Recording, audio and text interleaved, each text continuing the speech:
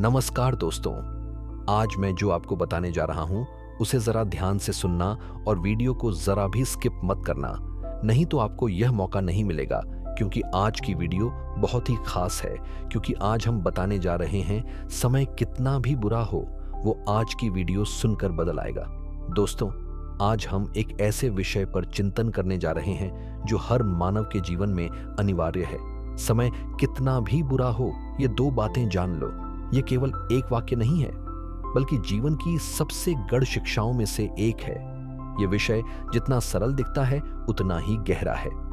भगवान बुद्ध की शिक्षाएं इस सत्य को उजागर करती हैं कि दुख, कठिनाइयां, बुरे समय ये सब जीवन का हिस्सा है और इनसे निपटने के लिए हमें दो बातों को कभी नहीं भूलना चाहिए। पहली बात, यह समय भी बीत जाएगा। बुद्ध ने अपने शिष्यों से कहा था, सब कुछ परिवर्तनशील है, चाहे सुख हो या दुख, वह स्थायी नहीं है। यह वाक्य हमारे जीवन के सबसे कठिन समय में हमारे लिए आशा की किरण बन सकता है। जब अंधकार छा जाता है, जब कोई राह नहीं दिखती, जब दिल टूट जाता है, तब यह विचार कि यह समय भी बीत जाएगा हमारे भीतर शक्ति भर देता है। बुद्ध और किसान की कहानी। एक बार एक किसान भगवान बुद्ध के पास आया। वह दुखी था। उसने कहा, मेरी फसल इस बार पूरी बर्बाद हो गई। मेरा पुत्र मेरी बात नहीं मानता और मेरी पत्नी बीमार रहती है। क्या आप मेरी समस्याओं का समाधान कर सकते हैं?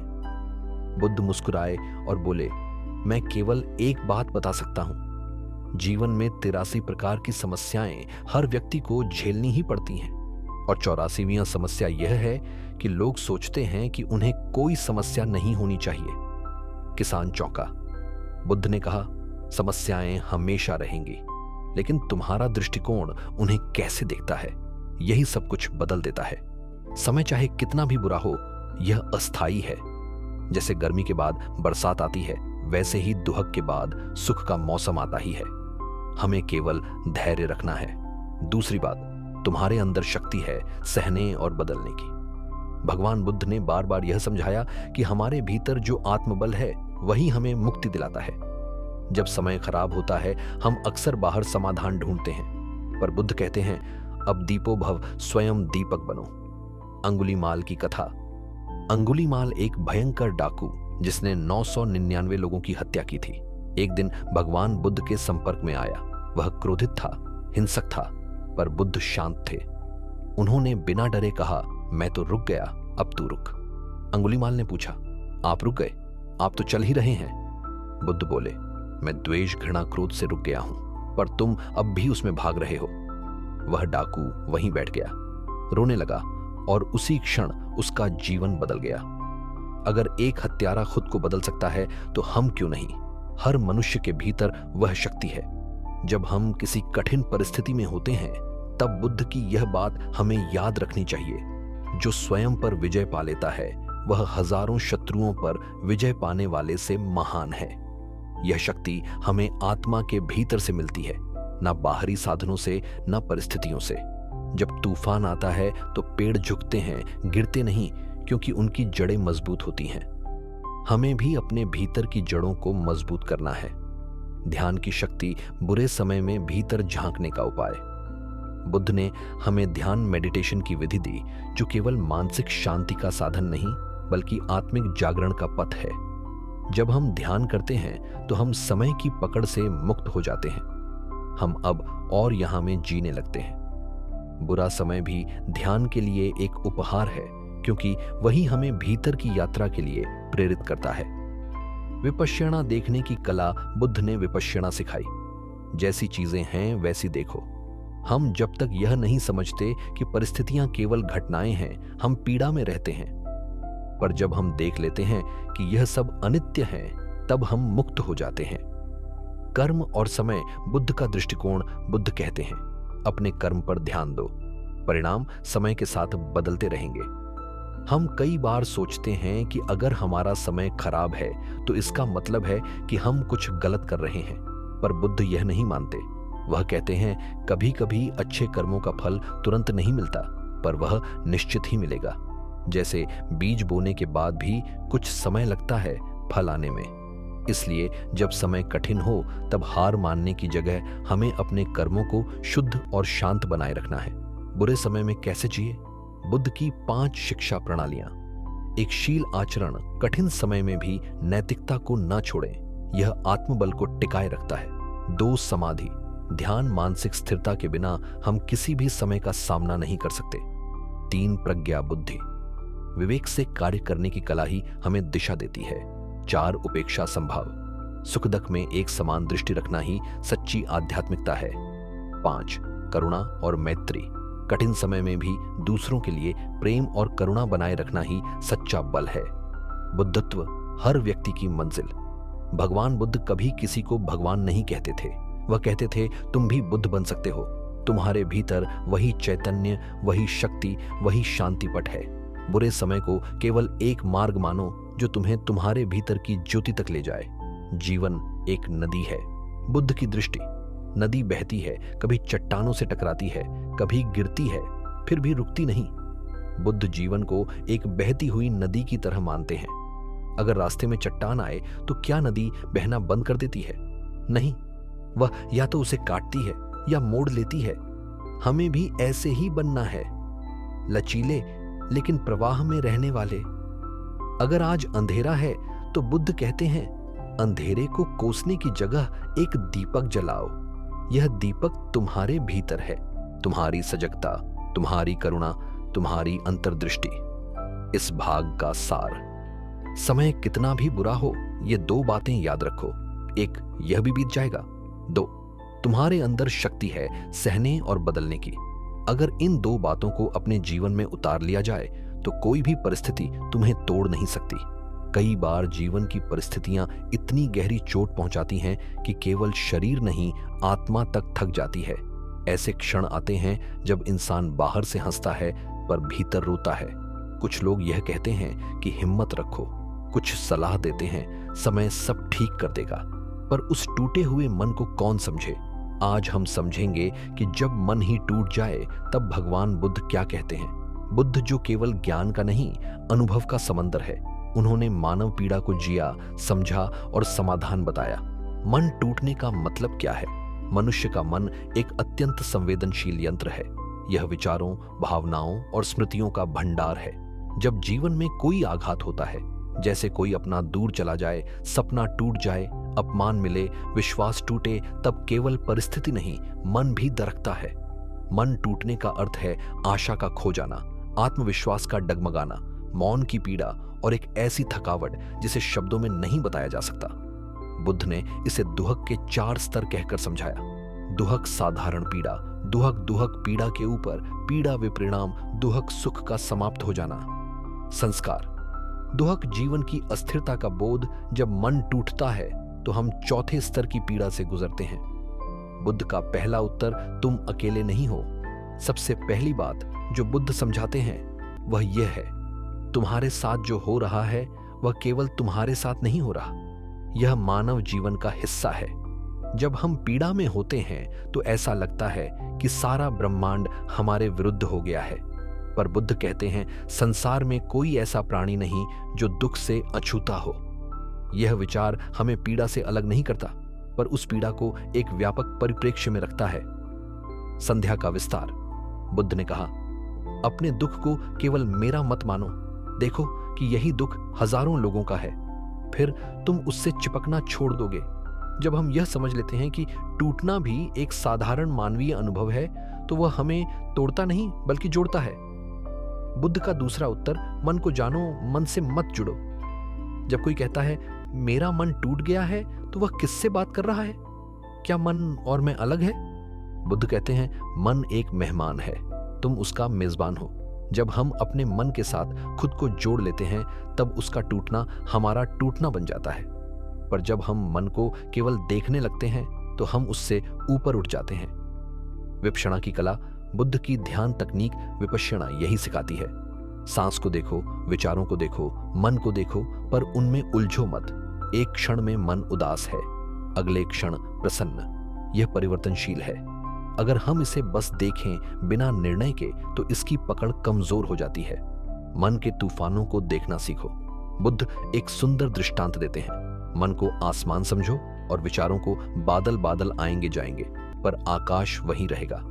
जब मन टूटता है तब भी भीतर वह शुद्ध आकाश बना रहता है। हमें केवल उस पर ध्यान देना है, न कि बदलते हुए बादलों पर। तीसरा, उत्तर जैसे शरीर का जख्म भरता है वैसे ही मन का भी। जब हम गिरते हैं और हमारे घुटने छिल जाते हैं तो क्या हम मान लेते हैं कि अब हम कभी चल नहीं पाएंगे?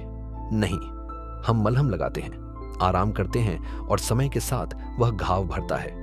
बुद्ध इसी सिद्धांत को मन पर भी लागू करते हैं। मन की पीड़ा भी शरीर की तरह धीरे धीरे भरती है अगर हम उसे कुरेदना बंद कर दें। कुरेदना क्या है? बार बार पुराने विचारों को सोचना, आत्म आलोचना करना, दूसरों की तुलना में खुद को कमतर समझना। बुद्ध कहते हैं हर विचार एक बीज है। अगर तुम बार बार पीड़ा के बीज बोओगे तो दुख ही उगेगा। इसलिए अगर मन टूटा है तो सबसे पहले उस विचार जाल से बाहर आओ। जो हुआ वह बीत गया, अब उसे देखने का दृष्टिकोण बदलो। चौथा, उत्तर सत्य को स्वीकारो, प्रतिकार मत करो। बुद्ध का एक प्रसिद्ध उपदेश है, जितना प्रतिकार करोगे उतनी पीड़ा बढ़ेगी, जितना स्वीकार करोगे उतना समाधान निकलेगा। टूटा हुआ मन इसलिए और टूटता है क्योंकि हम यह नहीं स्वीकारते कि हम टूट गए हैं। हम बहादुरी का नकाब पहन लेते हैं, दूसरों के सामने मुस्कान का अभिनय करते हैं, लेकिन भीतर छटपटाते रहते हैं। स्वीकारो कि तुम थके हो, स्वीकारो कि तुम टूटा महसूस कर रहे हो, स्वीकारो कि अब भी कोई रास्ता नहीं दिख रहा। बुद्ध इसे सत्य की प्रथम दृष्टि कहते हैं। जब तुम अपने भीतर की स्थिति को बिना झिझक देख लेते हो तभी तुम उसे पार कर सकते हो। बुद्ध की करुणा, आत्मा का मलहम। बुद्ध केवल ज्ञान नहीं देते, वे करुणा भी देते हैं। जब तुम टूटे होते हो बुद्ध तुम्हारे पास बैठते हैं। वे ना उपदेश देते हैं ना प्रश्न करते हैं, वे बस समझते हैं। उनकी उपस्थिति ही यह कहती है, मैं जानता हूं तुम अकेले नहीं हो, यह पीड़ा भी बीतेगी। मैत्री भावना, स्वयं से प्रेम करो। तो जब मन टूटता है तब लोग खुद से घृणा करने लगते हैं। बुद्ध कहते हैं जैसे तुम अपने प्रियजनों के लिए दया रखते हो वैसे ही खुद के लिए भी करुणा रखो। मैं स्वस्थ रहूं, मैं सुरक्षित रहूं, मैं शांत रहूं। यह मंत्र केवल शब्द नहीं, आत्मा की दवा है। टूटे हुए मन के लिए बुद्ध के साथ सूत्र धीरे चलो। Healing takes time. रोज ध्यान करो, सांसों को देखो, पीड़ा को स्वीकारो, उससे भागो मत। स्वयं से प्रेम करो, दोष नहीं संगति बदलो। दुखी लोगों में नहीं, समझदारों में रहो। कला से जुड़ो, लेखन, चित्र, संगीत से खुद को अभिव्यक्त करो। प्रकृति के पास समय बिताओ, पेड़ों, जलधाराओं से मित्रता करो। किसी ने पूछा बुद्ध से, अगर सब कुछ अस्थाई है तो जीवन का क्या अर्थ? बुद्ध मुस्कुराए और बोले, इसलिए ही तो जीवन सुंदर है, क्योंकि यह एक क्षणिक उपहार है। इसे प्रेम से जियो। पूरी की उपस्थिति से जब मन टूटता है तो यह याद रखना जरूरी है कि यह जीवन हमें केवल जीने के लिए मिला है, सहने या भागने के लिए नहीं। हमें हर क्षण को अपनाना है, चाहे वह दुख में भीग गया हो या प्रेम में खिला हो। सारांश, टूटे मन से जागृत आत्मा की ओर जब मन टूटता है तब आत्मा के जागरण का बीज पड़ता है। बुद्ध कहते हैं, मन टूटेगा पर तुम नहीं, मन डरेगा पर तुम शांत रहोगे, मन खो जाएगा पर तुम स्वयं को पाओगे। टूटना अंत नहीं है, यह एक प्रारंभ है। जब कोई व्यक्ति लंबे समय से पीड़ा में हो, जब मन बार बार टूटे, सपने चूर हो, लोग साथ छोड़ दें, तब एक सवाल उठता है, क्या यह दुख कभी खत्म होगा? क्या इस जीवन में सुख संभव है? भगवान बुद्ध ने जब सत्य की खोज शुरू की तब उनके भीतर भी यही प्रश्न था। उन्होंने महलों को छोड़ा, वर्षों तप किया और अंततः ज्ञान प्राप्त किया। उनकी पहली उद्घोषणा ही थी, मैंने दुख को समझा, उसके कारण को पहचाना और उससे मुक्ति का मार्ग जाना। आज हम इसी पर चर्चा करेंगे, दुख से मुक्ति कैसे संभव है। बुद्ध की पहली महान शिक्षा, 4 आर्य सत्य, 4 नोबल ट्रुथ्स। जब बुद्ध ने ज्ञान प्राप्त किया तो उन्होंने सबसे पहले 4 आर्य सत्य बताए। यही हर पीड़ित मन के लिए मूल इलाज है। एक दुख है। बुद्ध ने कोई भ्रम नहीं रखा। उन्होंने कहा, जीवन में दुख है, जन्म, मृत्यु, रोग, बुढ़ापा, वियोग ना मिलना और अप्रीत से मिलना, यानी दुख जीवन का हिस्सा है, अपवाद नहीं। 2, दुख का कारण है तृष्णा। बुद्ध ने बताया कि हर दुख की जड़ हमारी तृष्णा है। हम चाहते हैं कि सब हमारे अनुसार चले, हम चाहते हैं कि सुख कभी ना जाए, हम अतीत पकड़ना चाहते हैं और भविष्य पर नियंत्रण। यह पकड़ना ही दुहक की जड़ है। पृथ्वी दुहक का अंत संभव है। यह सबसे क्रांतिकारी सत्य है। अगर दुहक का कारण तृष्णा है तो उसे छोड़ा जा सकता है और तब दुहक भी छूट जाएगा। 4 दुहक से मुक्ति का मार्ग है। अष्टांगिक मार्ग। बुद्ध ने एक व्यावहारिक तरीका बताया, ऐसा मार्ग जो हर व्यक्ति चल सकता है बिना धर्म, जाति, भाषा या वर्ग की बाधा के। अष्टांगिक मार्ग दुख से मुक्ति का सीधा रास्ता, यह 8 कदमों वाला एक समग्र जीवन पथ है। बुद्ध कहते हैं, यदि कोई इन 8 बातों को जीवन में उतार ले तो वह केवल दुख से मुक्त नहीं होता, बल्कि वह शांत, प्रसन्न और जागरूक जीवन जीने लगता है। ओ सम्यक दृष्टि, राइट व्यू। यह समझना कि जीवन में दुख है, यह जानना कि सब स्थायी है, यह समझना कि कर्म ही परिणाम लाता है। 2 सम्यक संकल्प, राइट इंटेंशन। करुणा से सोचो, क्रोध, घृणा और लालच के बिना जियो मन में शांति का बीज। बोथ 3 सम्यक वाणी, राइट स्पीच। झूठ ना बोलो, कठोर और अपमानजनक शब्दों से बचो, वह बोलो जो सत्य, प्रिय और आवश्यक हो। 4 सम्यक कर्म, राइट एक्शन। किसी को हानि मत पहुंचाओ, नैतिकता से जियो, संयम रखो। 5 सम्यक आजीविका, राइट लाइवलीहुड। ऐसा कार्य करो जिससे किसी को दुख ना पहुंचे। छल, हिंसा, शोषण से दूर रहो। ईमानदार और सद्गुणी आजीविका अपनाओ। 6 सम्यक प्रयास, राइट एफर्ट। नकारात्मक भावों को रोकने और अच्छे भावों को बढ़ाने का निरंतर प्रयास करो। आलस्य और आत्मदया से बाहर निकलो, हर दिन थोड़ा थोड़ा आगे बढ़ो। 7 सम्यक स्मृति, राइट माइंडफुलनेस। हर क्षण जागरूक रहो। क्या सोच रहे हो, क्या बोल रहे हो, क्या कर रहे हो, सबका भान रखो। शरीर, भावनाओं, विचारों को बिना विरोध के देखो। 8 सम्यक समाधि, राइट कंसंट्रेशन। ध्यान में स्थिरता लाओ, मन को एकाग्र करो ताकि उसमें शांति और स्पष्टता उत्पन्न हो।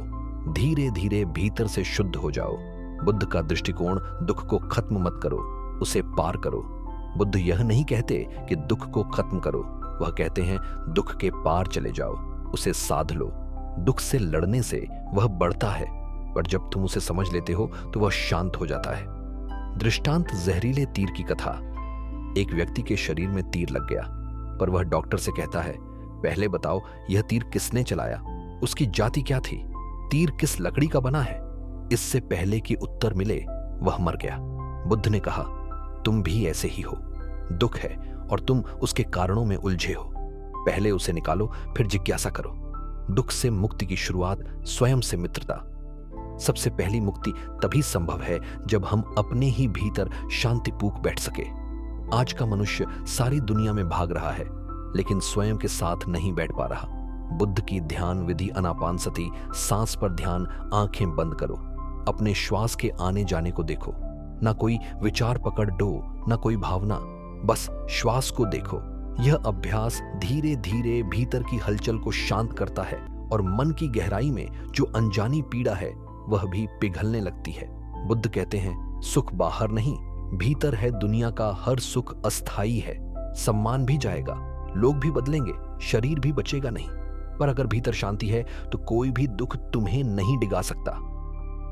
दृष्टांत, रत्नों से भरा तालाब। बुद्ध कहते हैं, तुम्हारे भीतर एक तालाब है, शांत, गहरा और रत्नों से भरा, पर तुम उसकी सतह पर उठते गिरते बुलबुलों से जुए हो।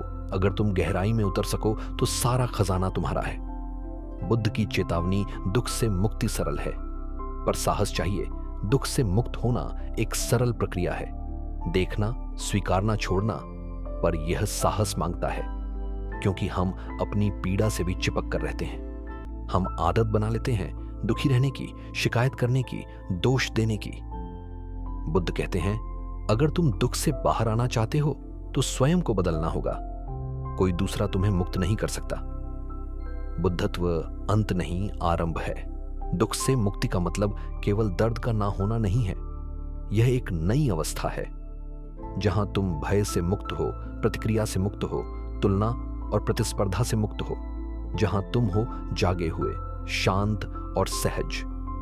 जीवन को बुद्ध की तरह जीने का अर्थ, अगर हम बुद्ध के अनुसार जीना चाहे तो हमें 3 मुख्य बातों को जीवन में उतारना होगा। सील, नीतिपूर्वक आचरण, नैतिकता को मजबूती से पकड़े रहो। झूठ, चोरी, हिंसा से दूर रहो। समाधि, मन की स्थिरता, ध्यान, एकाग्रता और मानसिक शांति का अभ्यास करो। प्रज्ञा, अंतर्दृष्टि। जीवन की सच्चाई को बिना रंग रूप के देखना सीखो। जब यह 3 आधार हमारे भीतर विकसित होते हैं, तब जीवन का हर दुख केवल एक शिक्षक बन जाता है और मुक्ति केवल एक शब्द नहीं बल्कि अनुभव बन जाती है। आज से क्या कर सकते हो? व्यावहारिक अभ्यास। सुबह 10 मिनट ध्यान करो। सांस पर ध्यान। दिन भर अपने विचारों को बिना प्रतिक्रिया देखो। हर क्रिया से पहले 3 सेकंड रुक कर सोचो। दूसरों की आलोचना करने से पहले उन्हें समझने का प्रयास करो। दिन के अंत में खुद से पूछो, क्या मैंने आज खुद के प्रति करुणा रखी? यह छोटे अभ्यास तुम्हें धीरे धीरे उस मुक्ति की ओर ले जाएंगे जिसकी खोज बुद्ध ने की थी। कभी आपने खुद से यह प्रश्न पूछा है, अगर सब कुछ मुझसे छीन जाए तब क्या? जब रिश्ते टूट जाएं, स्वास्थ्य चला जाए, सपने बिखर जाए और जीवन का अर्थ भी खो जाए, तब क्या बचता है? बहुतों के लिए यह प्रश्न जीवन की अंतिम पीड़ा बन जाता है, पर भगवान बुद्ध इस प्रश्न को एक नई दृष्टि देते हैं।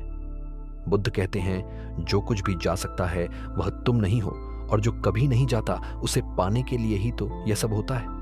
आज हम बात करेंगे उस अवस्था की जहां इंसान कहता है, अब मेरे पास कुछ नहीं बचा, और वहीं से शुरू होती है एक नई यात्रा खुद को पाने की। सब कुछ खोना एक भय नहीं, एक अवसर है। हम सब जीवन में कुछ ना कुछ बना रहे होते हैं, करियर, पहचान, रिश्ते, नाम, मान, संपत्ति, पर जैसे ही यह सब एक एक करके छीनते हैं तो लगता है मैं भी खत्म हो गया। बुद्ध यही भ्रम तोड़ते हैं। वह कहते हैं, जो नष्ट हो सकता है वह तुम नहीं हो सकते। दृष्टांत, हाथ में जलती हुई मशाल। एक व्यक्ति रात को जंगल में मशाल लेकर चल रहा था। अचानक हवा चली और मशाल बुझ गई। वह अंधेरे से डर गया और सोचने लगा कि अब वह खो गया है, पर तभी चांद की रोशनी निकली और उसे रास्ता दिखने लगा। वह समझ गया मशाल केवल एक सहारा थी, प्रकाश भीतर से आता है। बुद्ध का संदेश भी यही है। अगर बाहरी मशालें बुझ जाएं तो घबराओ मत, भीतर की रोशनी को जलाओ। बुद्ध का पहला सूत्र अनित्यता सब अस्थाई है। बुद्ध की सबसे गढ़ पर सबसे सरल शिक्षा है।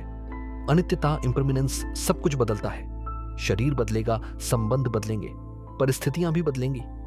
सुख और दुख दोनों नहीं टिकते। इस सत्य को स्वीकारना ही मुक्त होना है। जब तुम जान लेते हो कि जो तुमने खोया है वह टिकने वाला था ही नहीं, तो उसका जाना दुख नहीं देता, शांति देता है। बुद्ध कहते हैं, अनित्यता को जानो, समझो और स्वीकारो। यही दुख से बाहर निकलने का द्वार है। बुद्ध का दूसरा सूत्र शून्यता। जब सब छूट जाए तब जो बचे वही तुम हो। बुद्ध कहते हैं, शून्य डरावना नहीं है, शून्य तो शुरुआत है। जब जीवन में सब चीजें छूट जाती हैं तो भीतर एक खालीपन बचता है। वह खालीपन डरावना लगता है, उसमें अकेलापन महसूस होता है। ऐसा लगता है जैसे जीवन में कुछ नहीं रहा, पर बुद्ध उस खालीपन को शून्यता कहते हैं। और यह कोई दुखद अवस्था नहीं, यह बोध की भूमि है। शून्य का अर्थ नए बीज के लिए भूमि तैयार। जब पुरानी इच्छाएं, रिश्ते, पहचानें मिट जाती हैं, तब नई दृष्टि, नई चेतना जन्म लेती है। शून्य वह बिंदु है जहां से तुम सच्चे अर्थ में जागते हो। बहन, nothing is left, everything is possible. जब कुछ नहीं बचता तभी सब कुछ संभव होता है। तीसरा सूत्र, जो खोया है वह बाहर था, जो बचा है वह भीतर है। बुद्ध ने कहा, तुम कुछ भी खो, पर जो तुम हो वह कभी नहीं खोया जा सकता। हम स्वयं को भूल जाते हैं। हम सोचते हैं कि जो छीन गया वही हमारा अस्तित्व था। अगर नौकरी चली गई तो मैं बेकार हूं, अगर रिश्ता टूट गया तो मैं अकेला हूं, अगर स्वास्थ्य बिगड़ गया तो मैं अधूरा हूं। पर बुद्ध कहते हैं, तुम वो नहीं हो जो चला गया, तुम वो हो जो सब जाने पर भी शांत है। बुद्ध का चौथा सूत्र ध्यान, खुद की ओर वापसी का रास्ता। जब जीवन के सारे दरवाजे बंद हो जाते हैं तो ध्यान ही एक ऐसा मार्ग होता है जो हमें भीतर की ओर ले जाता है। ध्यान केवल बैठना नहीं है, ध्यान अपने वास्तविक स्वरूप से जुड़ना है। विपश्यना, सत्य को देखने की कला। बुद्ध ने जो ध्यान दिया, विपश्यना, वह जीवन को उसी रूप में देखना सिखाता है जैसे वह है, बिना भय के, बिना भागे, बिना किसी अपेक्षा के। जब हम ध्यान में बैठते हैं तो धीरे धीरे मन शांत होता है और एक बिंदु आता है जहां सब कुछ खो जाने पर भी तुम भीतर से पूर्ण महसूस करते हो। वह अनुभूति यही कहती है, मैं बचा हूं और मैं ही काफी हूं। दोस्तों, उम्मीद है कि आपने आज की इस वीडियो से जरूर कुछ ना कुछ सीखा होगा।